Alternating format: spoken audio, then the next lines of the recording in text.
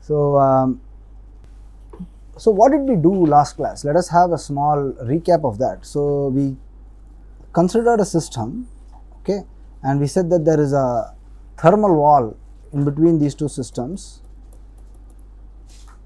N2, V2 and E2 are basically the number of particles, the volume and the corresponding energy of each of these two systems, A1 and A2, okay, and we talked about what is referred to as a complexion or a microstate, which is basically the number of ways that this particular macrostate can actually be reached by the system. We gave you an example where we had a box with say n different particles, or three. I think we took an example with 3 different particles, and we said that the total energy is 6 joules, and we wrote down how many combinations or how many ways such an energy or such a macrostate can actually be obtained. And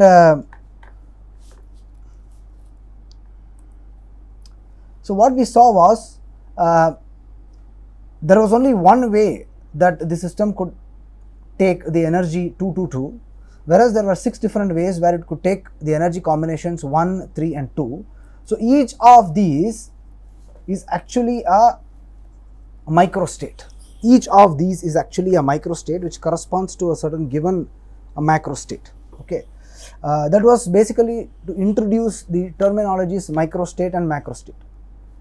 Then we went ahead and instead of trying to calculate what this number omega is going to be for a typical system, we try to understand in what way, if you knew that, the thermodynamics of the system actually automatically falls out. So for that we actually considered these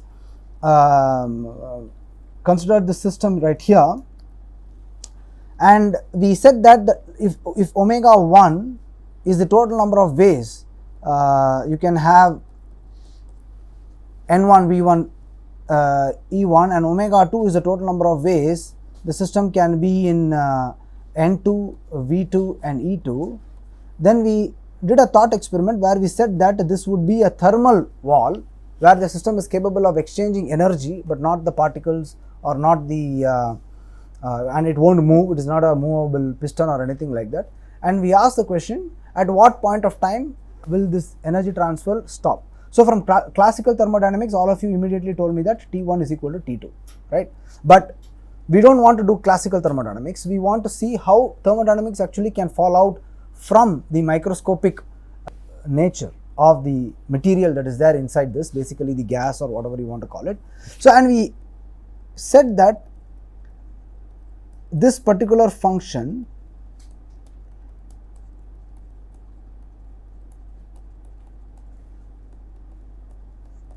becomes a maximum once equilibrium is reached, right? This omega naught becomes a maximum. So what the idea or the philosophy behind that is the following: any system left to itself, okay, if you perturb it and leave it, then naturally the system evolves in such a way that it wants to maximize the total number of ways it can actually reach that system, reach that macro state. Okay, that is its natural tendency. Its natural tendency to do that is to maximize the number of ways it can actually attain that particular macro state. That is something that I am telling you without proof. I am asking you to accept that. Okay, without accepting that can be difficult for us to do anything in statistical mechanics. So we accept that at equilibrium, the system will be in such a state that the total number of microstates that it has is going to be the highest for a given macro state. Okay, therefore we maximize this, but we have to subject it to a constraint that E0 minus E1 minus E2 is actually equal to 0, because this is actually a closed system. And during the process of extremization, we derived a condition for this to happen as beta 1 should be equal to beta 2, where beta 1 or beta is actually equal to dou ln omega by dou E, keeping the number of species and the volume actually a constant. Okay, and then we had to invoke classical thermodynamics to see what relationship this omega may be having to the real thermodynamic variables that we are acquainted with. And so we said that beta 1 should be equal to beta 2, or 1 by T1 should be equal to 1 by T2 at equilibrium,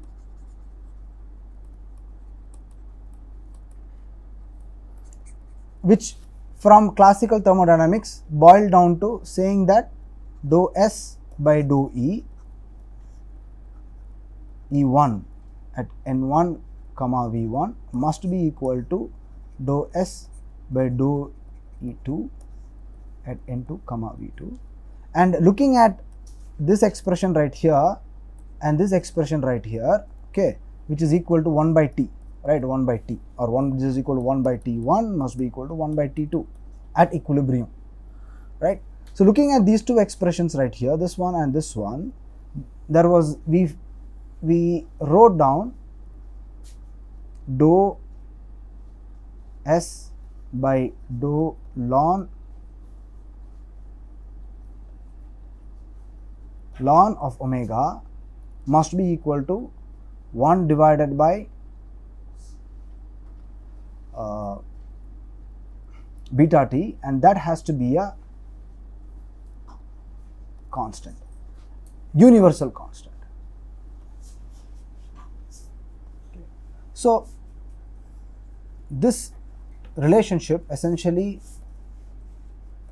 helps us write S, which is one of the thermodynamic properties of the system, in terms of K, which is the constant, the Boltzmann's constant, and omega, which is basically the number of ways the system can actually reach that particular state. S is equal to K ln omega, right. So we have derived S as a function of some microstate. Okay. Next, we will see what now happens. Instead of actually allowing this wall to be only thermal, only allowing the temperature to actually only for exchange of energy to take place, let us see what happens when we also allow it to actually move. Okay, let us see what happens when we allow it to move. So then when we allow it to move, we still have omega naught equal to omega 1 N1 V1 E1 times omega 2 N2 V2 E2, right. But now we have to extremize this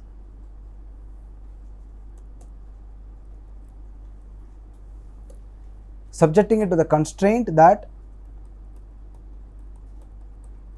and we have to extremize with respect to both the variables V and V1 and V2 also, because this piston can now move, right. So when we do this, what happens is the following. So we get something that looks like, okay, maybe I will do it. So dou omega 0 by dou E1 omega bar, because we need to find a composite function. So we will actually extremize the composite function omega 1 times omega 2 plus lambda 1 times E0 minus E1 minus E. Okay, I am very sorry. So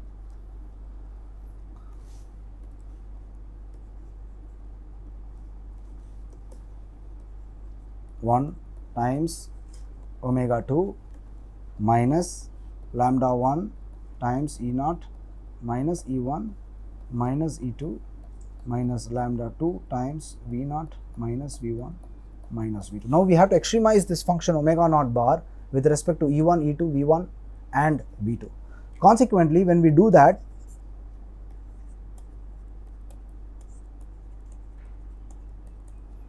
what happens is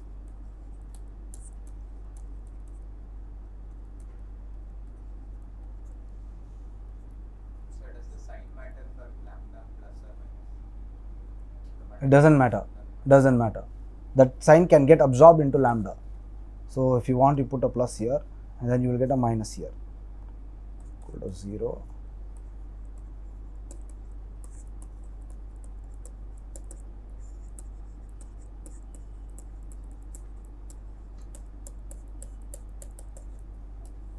and then now you need to still differentiate it with respect to V1 and V2, and that will give you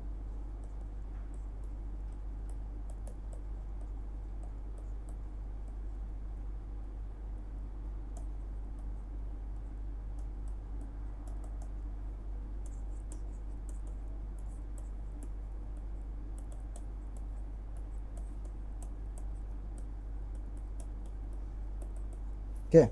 So this aspect continues to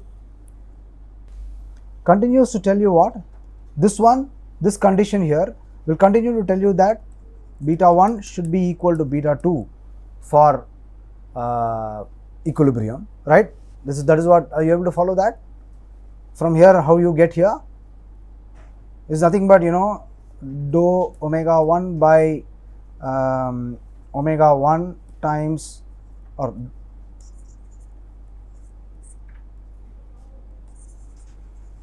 one by omega 1, or dou omega 1 by dou E1 equal to dou omega 2 by dou E2 into 1 by omega 2, which can be written in terms of the ln, like I pointed out in last class, which turns out to be beta 1 is equal to beta 2.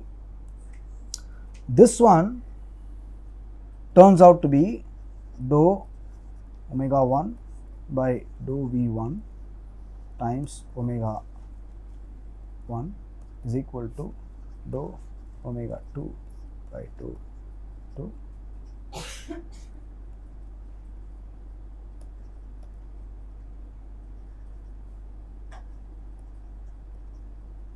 Now this is again dou ln of omega 1 with respect to dou V2, but this time clearly during the process of differentiation you have kept the number of particles and the energy fixed.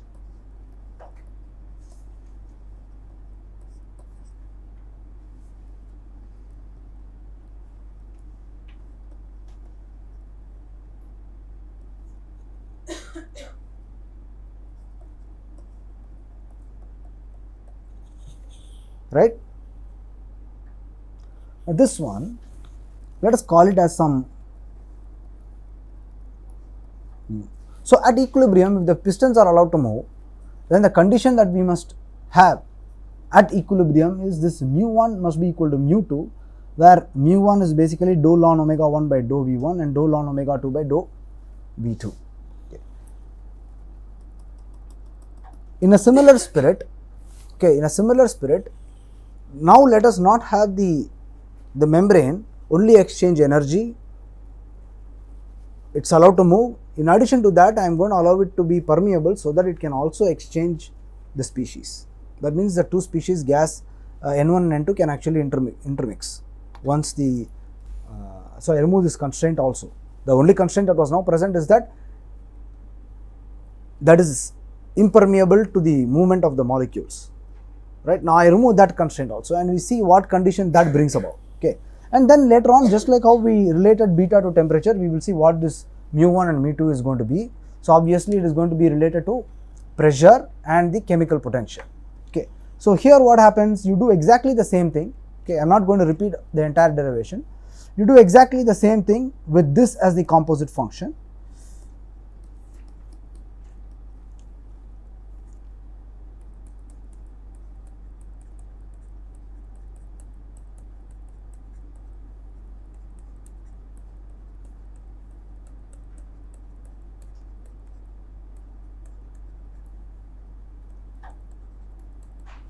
Obviously, L0 is basically the total number of particles which should be fixed because it cannot move out of the box. So now you have to extremize this.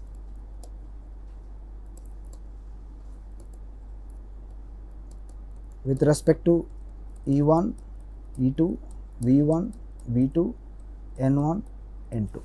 Now we already did with respect to E1, E2, V1, V2, and we got the following results. So we should have beta 1 should be equal to beta 2, and we should have say mu1 must be equal to mu2, and now this one will essentially have some C1 equal to C2, and as you can guess, this C1 is supposed to be dou ln omega 1 by dou N1 keeping the volume and the energy fixed, and C2 is going to be dou ln 2 by dou N2 V2. Now this suffix 1 or superfix 1, don't get confused, there is nothing to get confused there. So whether I write it below or above, it is just omega 1. Okay, please don't, I find it hard to keep track where I wrote the previous superfix. So omega 1 is omega 1 whether 1 is appearing as a superfix or as a suffix. So now, how do these things actually relate to actual thermodynamics? Okay, so in order to see that,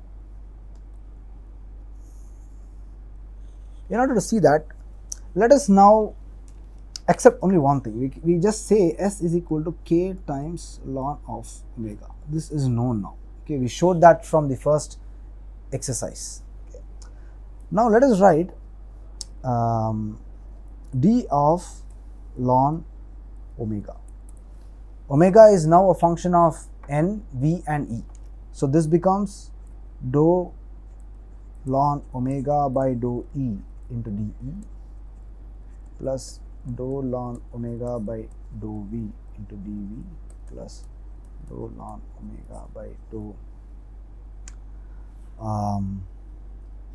n into dn.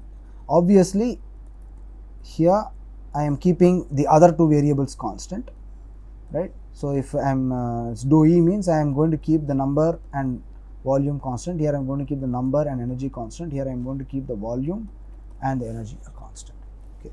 So now, so I know that S is equal to K ln omega. So this actually can be written in terms of my entropy, right? So this is S over K. So d of S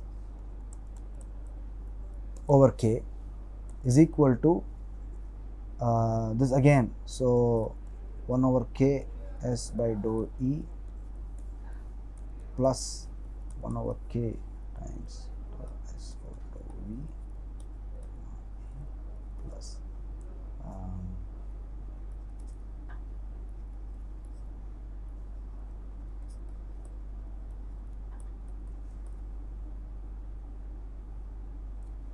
right.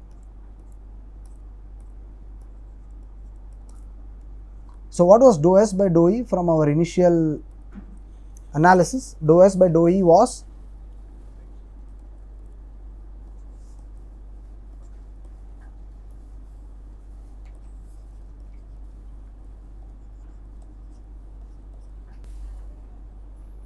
now dou ln omega, or dou, this one is what? Dou S by dou V from classical thermodynamics. Huh? 1 by P. Is it 1 by, isn't it minus P dV by T? You will get a 1 by T over there also, right? Okay, let us write down the expression and derive it from that. So dE is equal to TdS minus PdV plus mu dN, right? So you have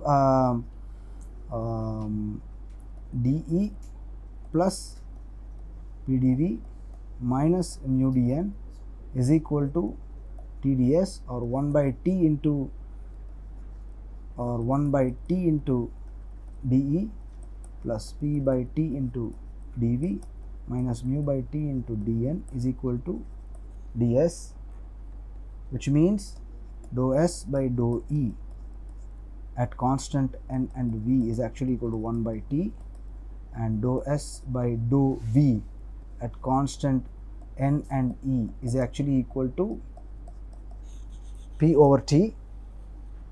Is that right? And dou S by dou N at constant V comma E is actually equal to minus mu over T, right?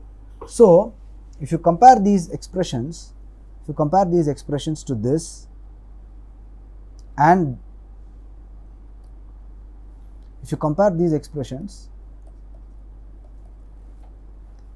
to your mu1, mu2 and C1, C2, what do you get?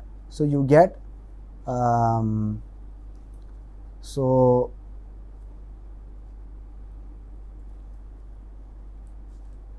S was, so from here, let's take this expression here.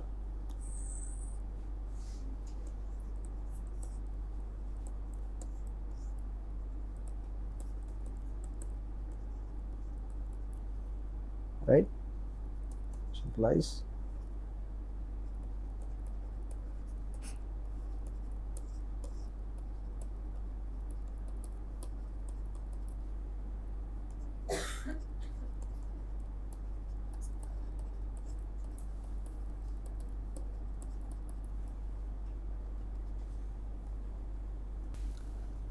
so what is this? Dou ln k into dou ln omega by dou v was what? Was actually our mu, right?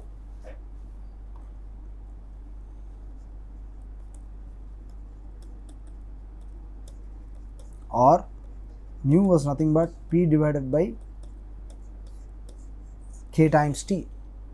Okay, so if you have mechanical equilibrium, then you have mu1 equal to mu2, or P1 by KT1 is equal to P2 by KT2. But at equilibrium, we have already shown that T1 is equal to T2, which essentially implies P1 is equal to P2. So both the whole idea here is that both from the by considering omega or by considering entropy, you are essentially getting the same results that the system should, the same conditions that the system should satisfy in order to have equilibrium. That's the whole idea here. In a similar spirit, if you do it for the other variable, you would get mu1 equal to mu2, or mu by kt is equal to mu by kt. Mu1 by kt1 should be equal to mu2 by kt2. Since t1 is equal to t2, you will have mu1 is equal to mu2. Is that clear? So what follows from this whole exercise is, if you knew your omega, the total number of complexions, or how it is going to vary with the macrostate specified for the system, then it is possible for you to derive the entire thermodynamics from it by just doing S is equal to K ln omega and then taking the appropriate derivatives to get the pressure, to get the temperature, and to get the chemical potential.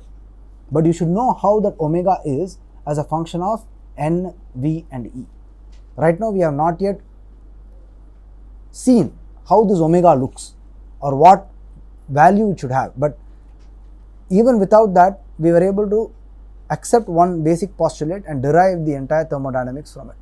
Okay, so right now, do you have any questions? Are there any questions that you have? Is this clear? This is a chemical potential mu. Okay, that's a good point. So what else can we use for the chemical potential? Okay, let's say mu. Okay, mu dn. Okay, in this expression, mu is the chemical potential.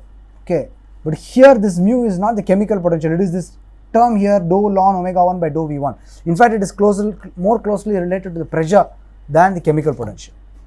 Okay, is that okay? Or is it, maybe I can change this to alpha 1 equal to alpha 2, and consequently here I will have mu will be equal to pt, and I should expect alpha 1 equal to alpha, oh sorry, this is okay, this is fine, mu 1 equal to,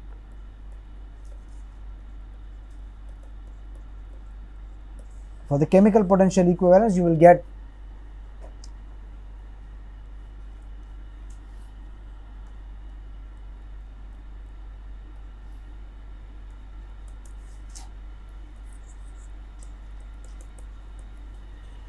is okay.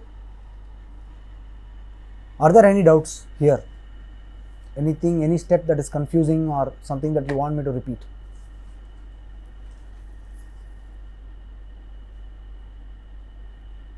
By comparing the expressions that arise from the microscopic details like the omega, we are able to actually draw a similarity between what happens there and what happens in the classical thermodynamic sense.